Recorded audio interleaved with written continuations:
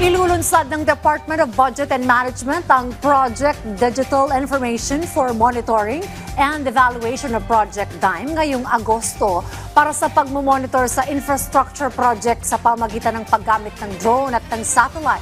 Yan ang ulat ni Vel Custodio. Problema ni Danny ang baha sa tuwing tag-ulan.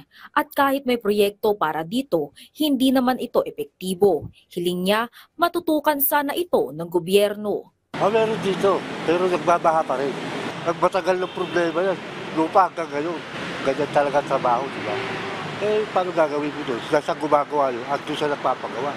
Upang matiyak ang pagtutok ng pamahalaan sa aktual na progreso o accomplishments sa mga proyekto, ilulunsad ng Department of Budget and Management ang Project Digital Information for Monitoring and Evaluation o Project DIME sa August 27. Magsisimula muna yan sa mga infrastructure projects kasi it's something that can be easily seen by the people, no?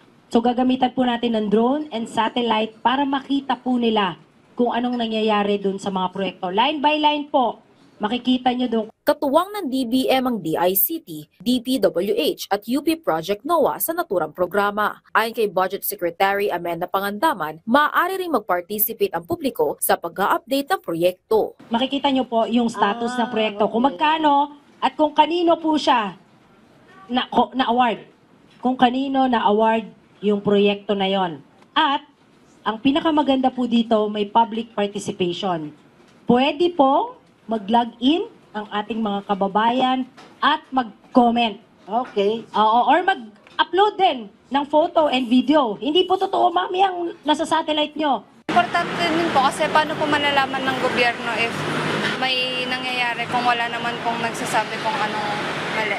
Kung babalikan, sa State of the Nation address si Pangulong Ferdinand R. Marcos Jr. noong nakaraang buwan, pinatutukan niya ang investigasyon sa umano'y maanumalyang flood control projects. Sa isinumiteng President's Budget sa House of Representatives kahapon, 881 billion pesos ang posibleng ilalaang pondo para sa Department of Public Works and Highways para sa fiscal year 2026. Pagkamat pumapangalawa ang DPWH sa may pinakamataas sa proposed budget, mas mababa ito kumpara sa 2025 General Appropriations Act ng DPWH na aabot sa trilyong pisong pondo. Sa proposal ng DPWH, 274.5 billion pesos po ang flood control projects, 272 billion po dyan is sa DPWH, and the remaining balance of 2.5 billion pesos ay sa Metro Manila Development Authority po. 80 bilyong piso ang ibinaba para sa mga flood control projects. Habang 400 billion pesos pa ang natitirang pondo ng DPWH ngayong taon na may 2 years validity.